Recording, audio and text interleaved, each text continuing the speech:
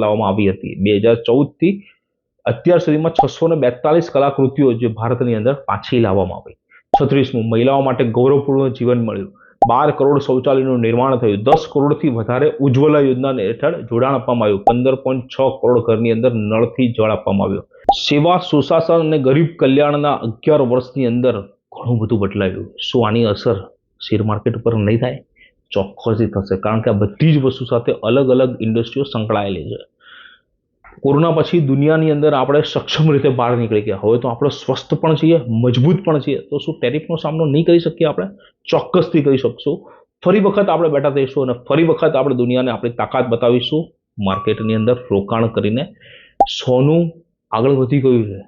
કદાચ 1,25,000 થશે, 1,50,000 બી થવું જ જોઈએ હું તો કહું. પણ સેન્સેક્સ પણ એનાથી આગળ નીકળશે, કારણ કે સોનું વર્સિસ સેન્સેક્સ હંમેશા ચાલે જ છે.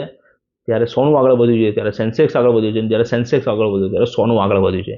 તો હવે વારો છે સેન્સેક્સનો. જો આમાં રોકાણ પ્રત્યક્ષ રીતે ના કરવું હોય તમારે, તો અપ્રત્યક્ષ રીતે કરવા માટે મ્યુચ્યુઅલ ફંડનો સહારો લેજો. આ રહ્યો અમારો નંબર.